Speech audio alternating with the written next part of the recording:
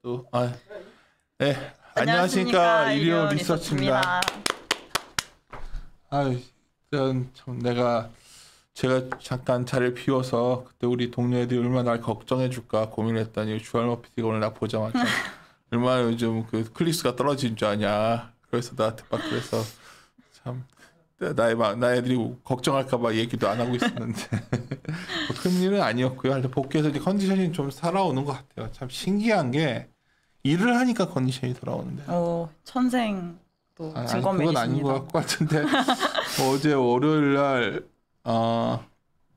전화 사람들 막 과장되게 하는데 한 10통화는 한 것 같아요. 네. 한 10통화를 하면서 느꼈던 거는 시장에 대해서 대형주 자신 없어 하고 아마 우영 영어를 녹음을 해야겠다 생각했던 게 어제 내가 질문했는데 내 질문을 씹어버렸고 농담이야 농담. 근데 제가 그 내용을 앞에서 했었어요. 라이브 금요일 날 맞아. 그러니까 금요일 앞에 라이브 할 때 앞에서 말씀을 드렸던 내용이어가지고. 조크한 거예요. 금요일 내용 좋으니까 많이 들으시라고 하는 거고. 네. 어제 의외로 채권 시장의 이창용 현재 한국은행 그 지명자가 발언이 심상치 않다. 쉽게 말해서 굉장히 지속된 스타일 같다는 평이 계셨었고 굉장히 훌륭하신 분인데 그리고 굉장히 매파적이다. 그런 해석들을 하니까 그렇게 됐을 때 그래서 이창용이가 총리 이런 말 했잖아요. 한미금리 역전 단영하다. 그런 말도 다 놀라운 거 아니야 사실. 그죠. 그러니까. 그리고 월요일날 금리가 급등했는데 한인 개입 안 한 거 잘한 일이다. 이래버리니까 어제 갑자기들 나도 모르는데 이거 솔직히 나는 이리온하면 좋은 거 그냥 잘난 척 안 해도 되니까 잘 뭐라고 해야 되지? 나 그래서 일단 우혜영 연구가 얘기를 해보면 내 생각을 정리하겠더라고. 내가 어제 했던 뉘앙스는 뭐냐면 이게 2분기에 생각보다 금리가 더 올라갈 것 같다. 네.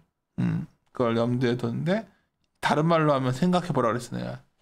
채권 투자하겠냐는 거지. 채권이 매수 주체가 없어질 것 같아. 지금 그런 그렇지. 네. 맞지? 네. 그러니까 고점이 전화 온 인간들 중에 자산 배분 쪽 애들이 몇 명 있더라고. 그래서 내가 채권을 하기가 힘든가 지금? 그 생각이 얼핏 들었어요. 네. 그래서 주식 사겠네 이 생각도 좀 했어. 남들 이제 나는 필요하게 얘기하니까 그냥 그래?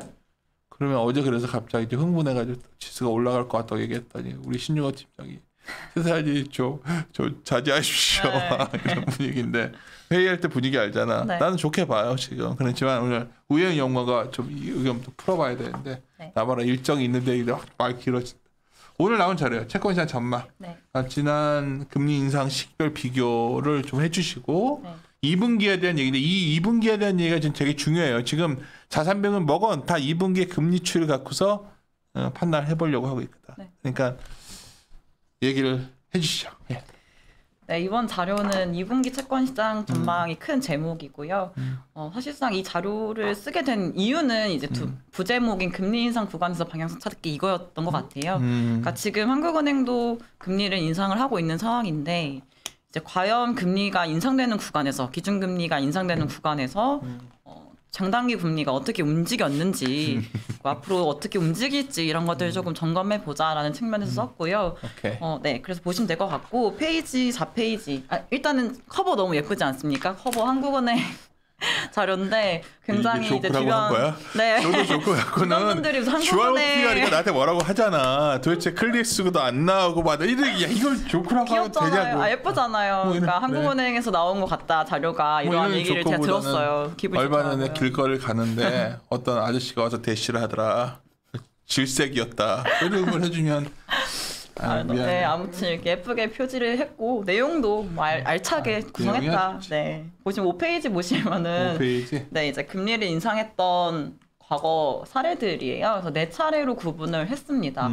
2000년도 들어서서 금리를 인상을 했던 적이 2005년대, 2010년, 2017년대, 2021년 지금 현재 상황인데 이제 과거 사례를 조금 말씀을 먼저 드리고 이제 2분기 금리 전망을 말씀을 드리려고 하는데요.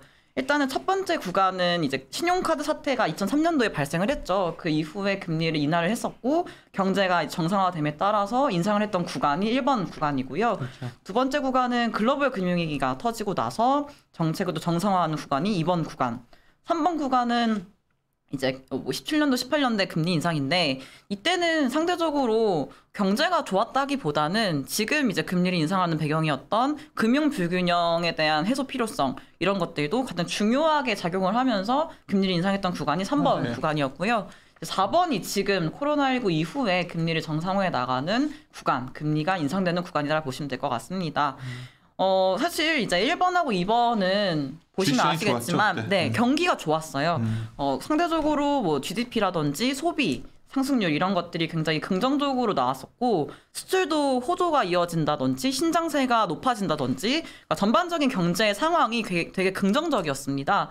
물가 상황도 이제 물가 목표치가 기간마다 조금 다르긴 합니다만 한국은행의 목표 수준이 다르긴 합니다만 그래도 물가가 목표 수준에서 근접을 하든지 조금 상회를 하든지 약간 이런 수준에 있었거든요.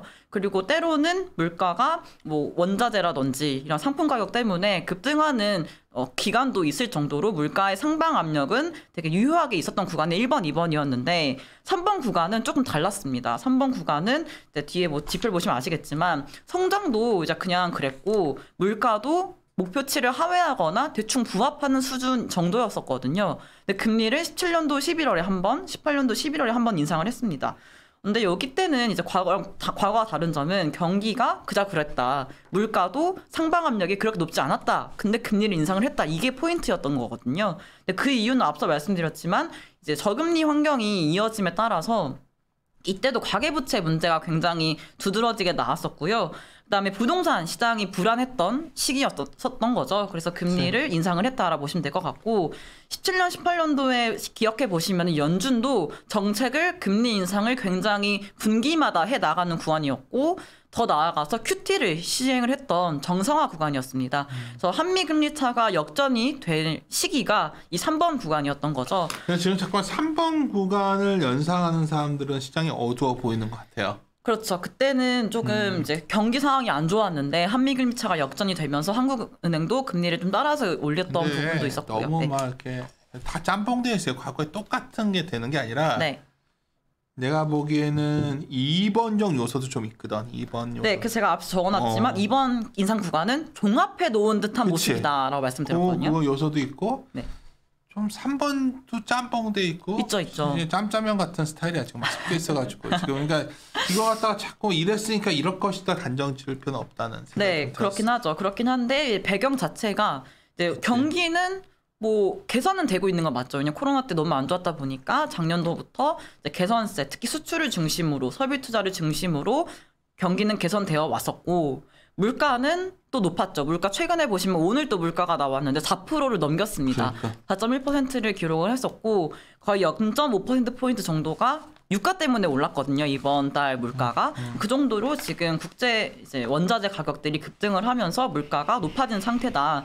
근데 이때는 이제 과거 때도 2007년도에도 유가가 급등했던 적이 있었고요. 2010년도에도 그 아랍의 봄 때문에 유가가 급등했던 적이 있었거든요. 그래서 어쨌든간 물가의 상방 압력도 남아 있고 경기가 좋아지는 뭐 개선되는 상황이다. 지금은 그다음에 이런 금융 불균형 측면도 가계부채 증가세가 물론 둔화가 됐고 최근에 주택 가격 상승세도 조금 완만해지긴 했습니다만 뭔가 절대적인 규모, 가계부채의 규모는 높은 상황인 건 사실이죠. 그래서 그만큼 금융 불균형을 완화시켜 나갈 필요성은 굉장히 높은 구간. 그러니까 과거의 금리 인상 때의 배경들이 굉장히 다 부분적으로 다 포함이 되어 있는 인상 구간이라 보시면 될 것 같습니다.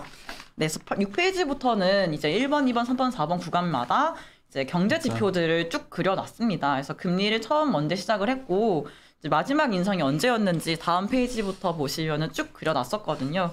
이제 다음 보시라고 그래요. 네, 요거는 근데 되게 굉장히 수작업을 다 했기 때문에 보시면 될 것 같고요. 이게 왜 중요하냐면 네. 사람들이 제일 많이 그려놓는 게 금리 인상기에 주가 같이 그려놓고서 인상기에 주가 올랐다 이거 얘기하는데 네.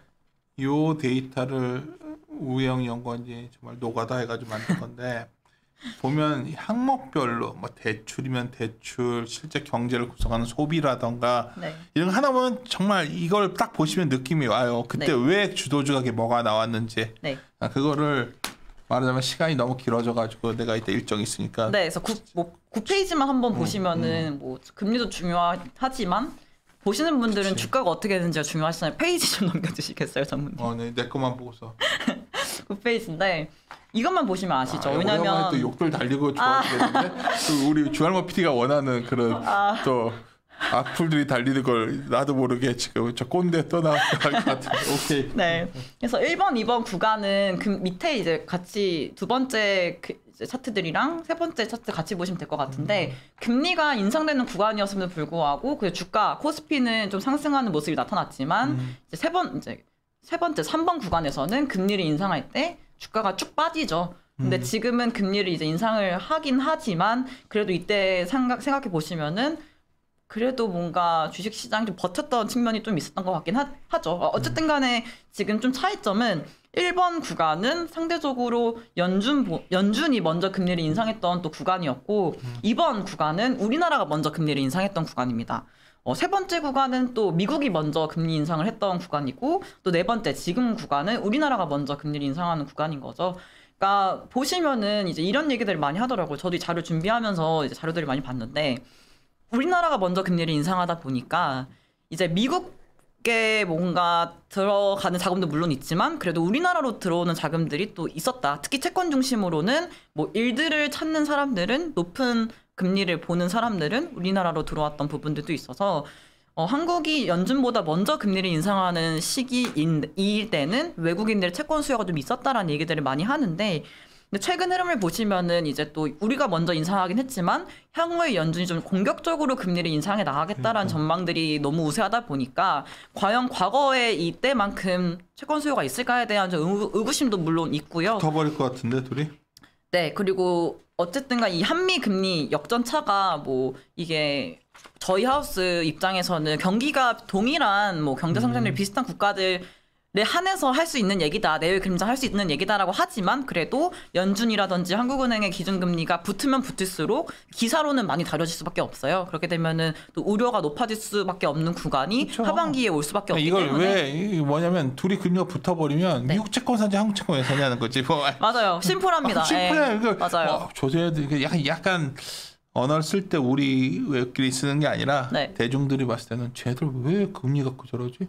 아니 미국 금리랑 우리 금리랑 같아버리면 내가 미국 채 사지. 그쵸. 왜 한국채 왜 사요? 그러니까 뭐 필수적으로 아시아나 EM 국가의 채권의 비중을 이제 채워 넣어야 되는 포트폴리오 투자하는 사람 아닌 이상 이제 그냥 투자하는 사람들이라면은 이제 이머징 한국이 아니라 이제 미국으로 갈 수밖에 없겠죠. 그래서 그러니까 지금 상황이 그런 상황이다. 그러니까 미국의 팁을 하나 주면 그래서 이창현 뭐라고 해야 되지? 지명자가 지명자 금리를 여는 것 같아.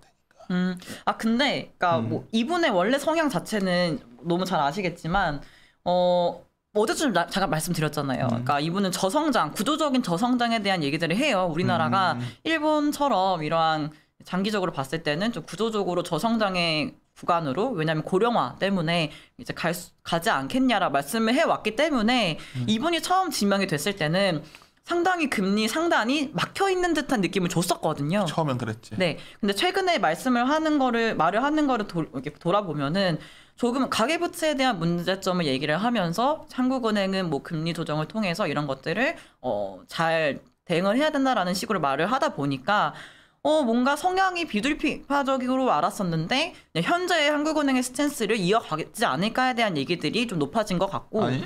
글로벌의 IMF에서 일하신 분인데 이게 시야가 넓단 말이 좀 있더라고요. 맞아요. 내가 주워 들은 거예요. 그냥 어제 통하다 보니까.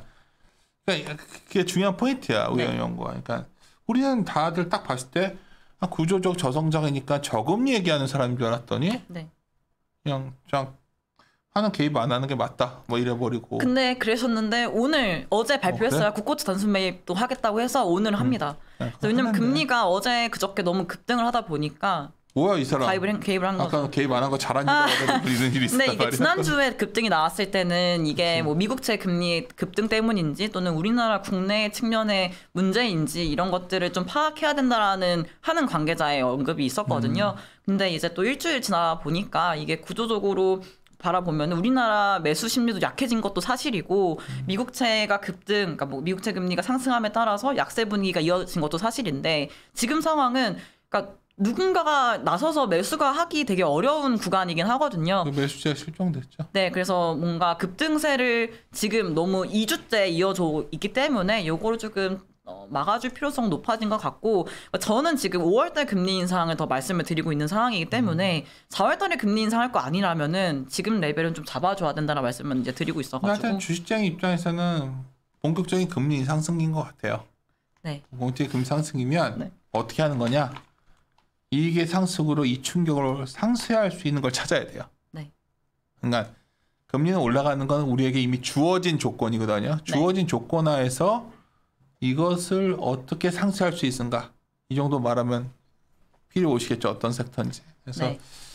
뭐 그런 것들 관련되는 거 이게 꼭 주식과 관련 없는 게 아니라는 걸 말씀드리는 겁니다. 오케이. 네, 그래서 10페이지부터는 이제 과거 사례를 하나하나 자세하게 적어 놓은 거고 자료를 쭉 보시면 아시겠지만 굉장히 시간이 조금 걸린 자료예요. 제가 이거를 할까 말까 고민을 되게 많이 했던 게 저도 요즘에 2분기 금리 전망 세미나가 좀 많이 들어오는 편인데 이제 설명을 드리기 위해서는 이런 것들을 좀 알아야겠다라는 생각에 공부를 먼저 했었거든요. 그치. 근데 공부를 하다 보니까 이런 것들을 자세하게 정리를 해놓은 자료가 없었더라고요. 그래서 그치.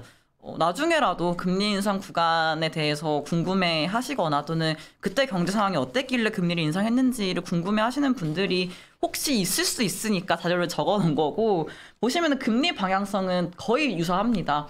너무 당연한 얘기지만 금리는 이제 기대를 먼저 좀 선반영을 가장 빠르게 하는 또 지표 중에 하나잖아요. 그래서 금리를 인상하지 않았음에도 불구하고 매 구간마다 매 금리가 인상되는 이 시기마다 선제적으로 상승을 했던 부분들이 이제 있었습니다. 뭐 1번 구간도 그렇고 2번, 3번 구간, 4번 구간 지금도 그렇지만 이 그림만 보시면 심플하잖아요. 금리를 인상 안 했는데 갑자기 장단기 금리들이 갑자기 이렇게 빠르게 상승을 하죠. 근데 이런 것들이 이제 시장에서 어떤 얘기가 나왔을까라 생각하시면은 뭐 경기 좋아지니까 금리를 인상한다라는 얘기들이 많이 나왔겠죠. 돌이켜 보면은 이런 구간이 이제 뭐 1번, 2번, 뭐 3번, 4번 다 나왔다. 근데 지금 상황을 보시면은 이제 2021년 8월부터 금리를 인상하기 시작했는데 페이지는 뭐 어디죠? 페이지 32페이지입니다. 32페이지 보시면은 좀 과거랑 조금은 다른 부분들은 선제적으로 반응을 해서 상승한 건 맞는데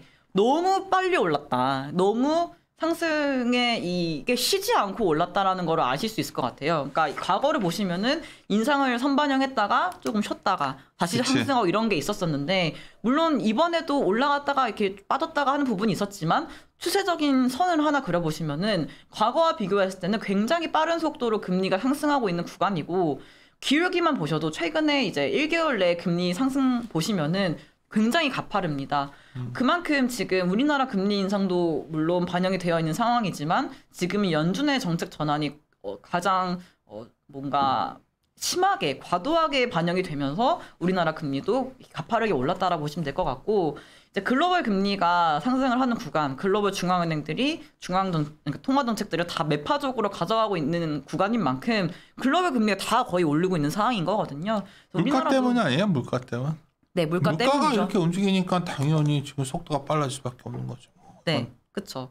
맞습니다. 근데 이제 최근에 또 제가 라이브 때 말씀드렸지만 그러니까 물가가 높아지는 게 비단 뭐 수요층 문제뿐만이 아니라 지금 공급층 문제가 여전히 남아 있는 상태잖아요. 근데 이 상황에서 지정 리스크가 더해지면서 물가가 더 높아진 상황인 거고 한국 물가도 4.1% 찍었거든요. 3월달 기준으로 4%를 넘겼습니다. 이게 거의 유가의 급등 때문에 기인했다라고 지금 통계청에서는 분석을 하고 있는데 그만큼 지금 물가가 높아진 상황이 우리나라뿐만 아니라 글로벌리하게 퍼져 있고 어디죠? 제가 짐바브웨인가요? 오늘 새벽에 금리를 80%인가까지 올렸다라고 그러니까 본 것 내가 같은데. 이제 아까 우리가 지난 네.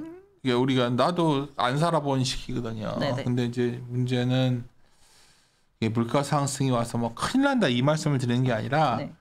뭐 지금 몇 년도 2005년도부터 7년까지 금리 올라가 줄까 뭐 이런 논리를 갖다가 그냥 깨맞출 시기가 아니라 네. 이 본질이 결국은 이 물가가 좀 하반기에 완화될 거냐 그러면 네. 어떤 게 나오는 거냐면 우리하고 영훈이 나한테 해준 얘기예요. 단기 금리 이렇게 막 쳐 올라오니까 네. 작년에 김차 역전이 나왔지만 네. 뭐 그렇게 되면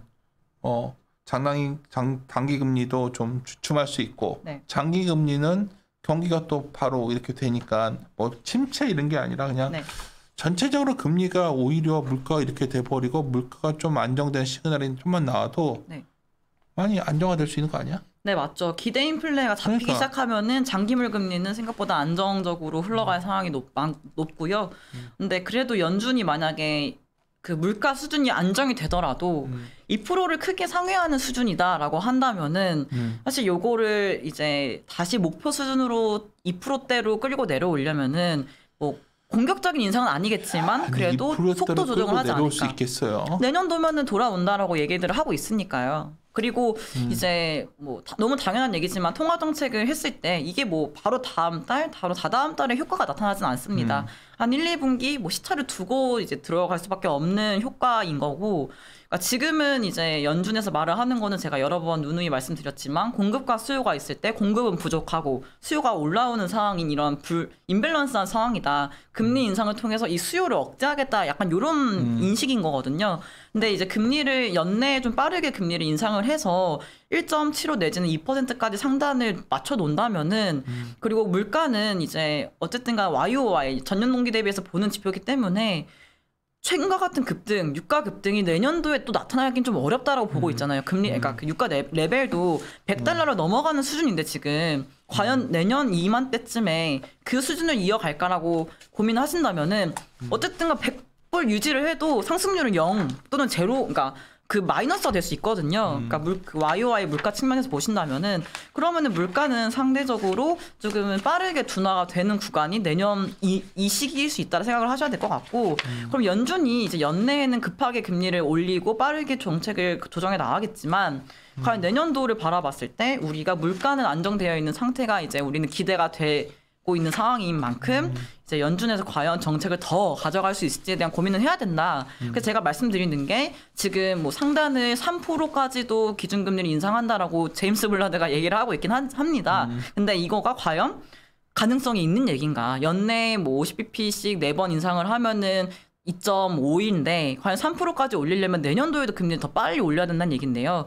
과연 이게 가능성이 있는 얘기인가에 대한 고민은 해야 된다. 근데 시장에서는 중립금리 이상으로 금리를 인상한다는 얘기들을 몇몇 위원들이 하다 보니까 지금 금리가 굉장히 빨리 잡아야 상승합니다. 되니까. 네, 그러니까 저는 이게 연준이 구두성 개입을 해주고 있다는 생각을 하는 거거든요.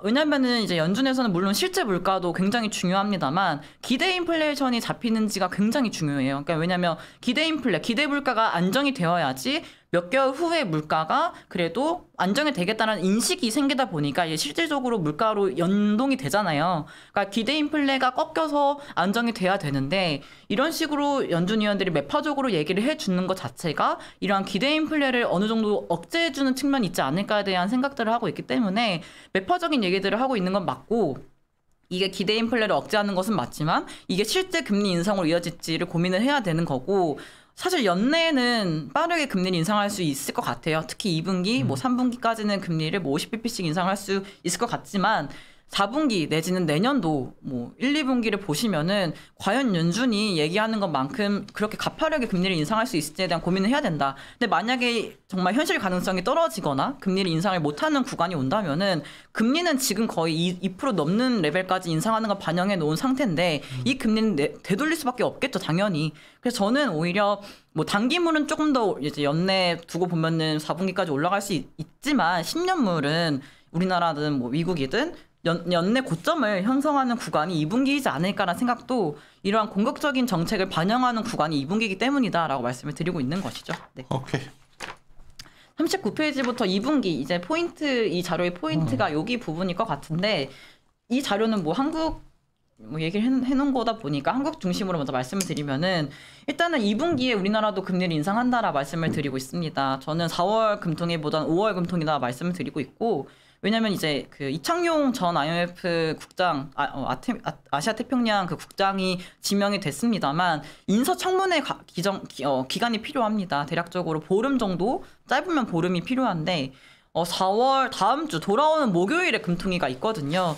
거의 일주일 만에 이 인사 과정을 끝내기가 현실적으로 어렵지 않을까라 판단을 하고 있어서 총재가 부재한 금통위가 될 수밖에 없고, 총재가 부재하면은 지금 부총재가 대신 이제 총재가 대신 이제 하거든요. 그래서 이제 한 명이 없이 총재 없이 진행이 될 텐데, 물론 뭐 그러한 측면은 한국은행의 정책의 스탠스를 바꾼다라는 의미가 아니라 사실 지금 경기 상황이 한국은행이 자신감 있게 금리를 인상할 만큼 경제 상황은 그렇게 긍정적이지 않다라 평가를 하고 있습니다.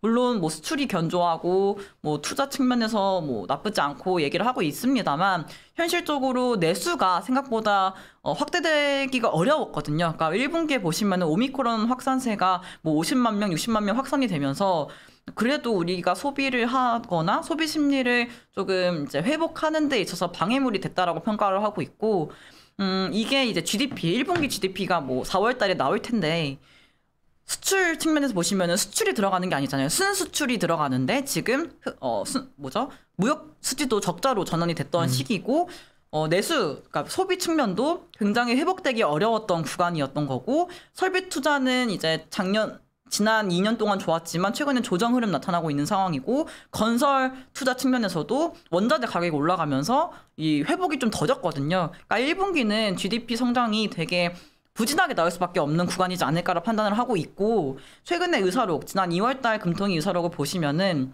어떤 얘기들을 하냐면은 이러한 금융불균형에 대한 얘기들을 조금은 뭔가 이 심한 정도가 완화되고 있다. 최근에 뭐 주택 가격들이 상승세가 뭐 둔화되고 있다 이런 식으로 말을 하거든요.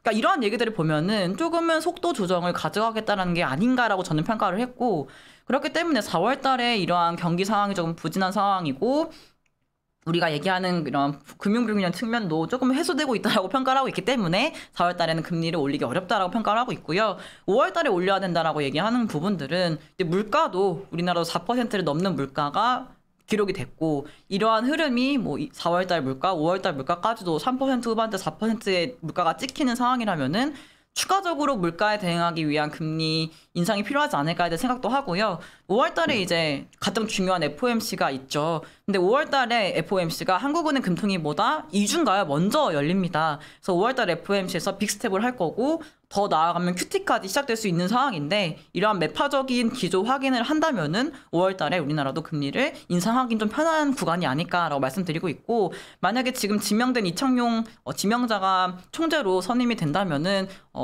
사실 이분이 이제 들어와서 이제 금리를 바로 이제 인상하는 회의가 5월이 될 수 있기 때문에 5월 달에 금리를 인상할 가능성이 높다라 말씀을 드리고 있습니다. 그래서 금리 방향성을 말씀을 드리면은 지금 중요한 거는 물가 중요하고 연준 정책이 중요하다라 말씀드리고 있고 다시 9페이지 보시면은 지금 왼쪽 차트는 우리나라 3년물 금리 중심으로 이제 어떻게 움직이지에 대한 제 생각을 그려놓은 거고 이제 오른쪽 차트는 미국채 10년물 중심으로 그려놓은 건데요. 3년물 말씀드리면은 4월달 금리 인상 가능성이 물론 저는 낮다라고 말씀을 드리긴 하지만 시장에서는 아직 배제하지 않는 분위기입니다. 뭐 최근에 이창용 지명자도 그렇고 뭐 물가도 높게 나오다 보니까 뭐 4월달에 금리를 올리지 않을까에 대한 얘기들은 아직까지 하고 있기 때문에 금리가 뭐 그러니까 수요 측면에서 약한 거, 공급 부담이 있는 거, 4월달 금리 올릴 수 있는 가능성, 미국채 금리 약한 거 반영이 되면서 굉장히 4월달 금통위 전까지는 약세가 나타날 수 있다라 말씀드리고 있긴 하지만 4월 달에 금리가 동결이 되면은 자연스럽게 금리 인상 시점은 5월 달로 이어질 수밖에 없거든요. 그러면 일단은 금리 인상, 4월 달 금리 인상을 반영을 해서 놨던 부분들은 그래도 조금은 조정이 된 다음에 5월 FOMC, 5월 금통위를 앞두고 금리가 다시 탄력이 붙어서 상승할 수 있다. 3년물 측면에서는 오를 수 있다라 말씀을 드리고 있고요. 10년물 측면에서는 아무래도 미국채 10년물하고 비슷하게 움직일 거다라 말씀을 드리고 있는데 지금 아무래도 뭐 미국채 10년물도 약세 분위기가 조금은 이어지고 있는 상황이고 워낙에 뭐 지표들이 좋게 나오다 보니까 그다음에 5월달 FOMC에서 지금 QT도 결정될 수 있다라 말씀을 드리고 있잖아요. 그래서 5월달 그 FOMC 전까지 약세가 선반영이 돼가지고 조금 두드러지게 나타날 수 있는 구간이라고 말씀을 드리고 있고요. 오히려 5월 FOMC 끝나면은 이제 5월 FOMC에서 정책들이 다 소진이 된다면은 오히려 불확실성 해소, 일정 부분의 재료 소진 이런 측면에서 금리의 상승세가 조금은 탄력을 잃고 10년물 측면에서는 옆으로 횡보를 하거나 상승세가 좀 둔화될 수 있다라 말씀을 드리고 있습니다. 그리고 이제 장단 김차 역전이 더 가속화되겠네요. 그렇죠. 더 심화될 수 있는 구간이 2분기다라 말씀을 드리고 있고요. 제가 앞서 말씀드렸듯이 저는 연내 이제 10년물 장기물의 금리 레벨이 고점을 형성하는 구간이 2분기다라 말씀을 드리고 있고 우리나라가 뭐 2분기 얘기긴 합니다만 5월달에 금리를 올린다라 말씀을 드리고 있지만 추가적으로 또 8월달 정도에 또 추가적으로 인상하지 않을까라 말씀을 드리고 있거든요.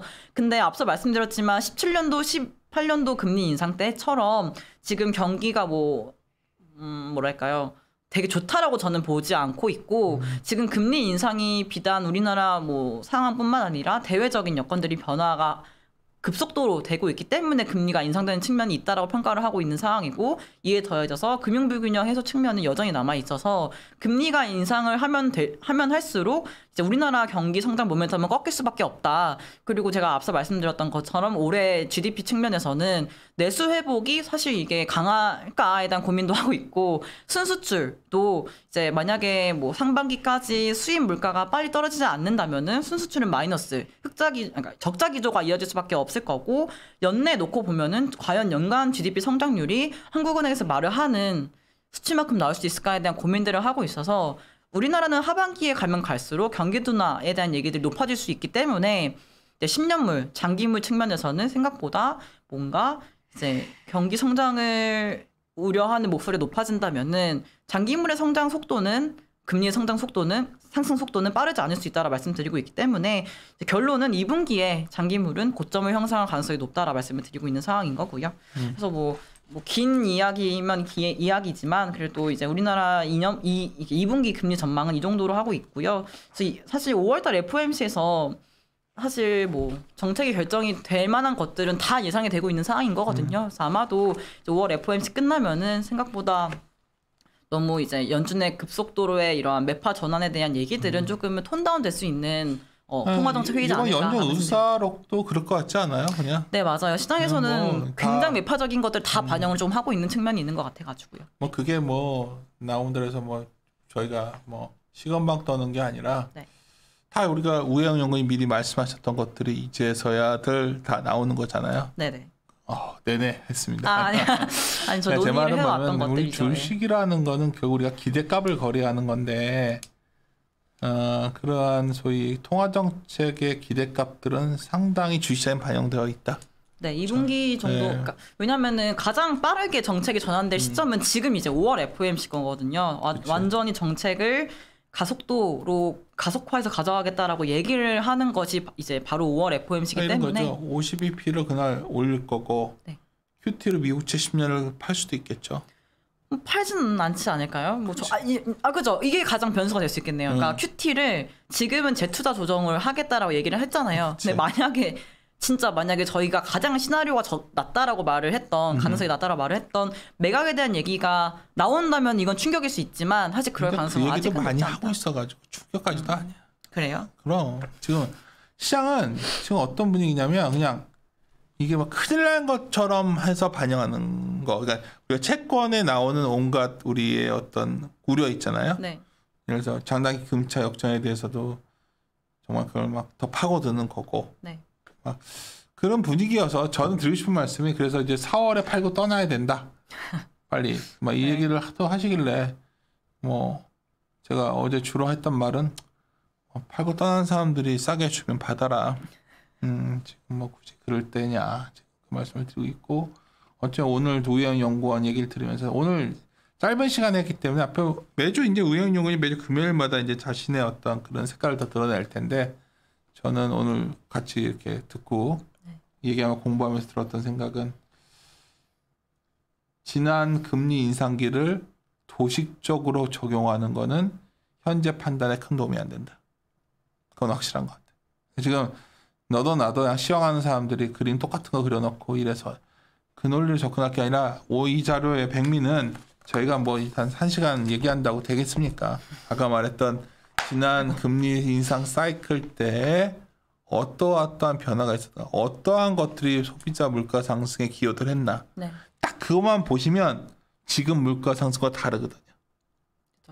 지금은 공급 측이 가장 우세하고 수요가 올라오고 있는 그거만 제가 힌트를 드려요. 이제 뭐 저도 이제 뭐 우리 주얼 PD가 오늘 시작 전에 큰일 났다고 해가지고 함께 고민하는 주제를 던져주고 다음에 이거에 대해서 이제 질의응답도 받고 좀 그럴 생각인데 그걸 일단 이해하세요. 오늘 이 자료를 읽고서 왜 그때 뭐가 달라는지를 봐셔야지 여기서 가장 싼티나는 사람들은 그냥 금리 인상기엔 주가가 오르고 경기가 그렇게 쉬우면 누구든지 다 돈 벌게. 그러니까 그런 게 아니라는 것 정도만 이해하셔도 뭐 아까 조령 PD가 워낙 이제 방송 같은 게 많아져서 일리온의 인기가 하도 없어졌다 그러시는데 일리온이 강점은 그러한 무엇이 정확한 질문인가를 이해하시는 건데 그 질문부터 오늘 시작합시다. 그래서 질문하고 저희도 답변하고 화면에 비친 내 모습이 너무 젊어 보이고 헬스해 보이는데 살 빠지니까. 그러니까요. 최고의 아니야? 성형은 다이어트라고 역시.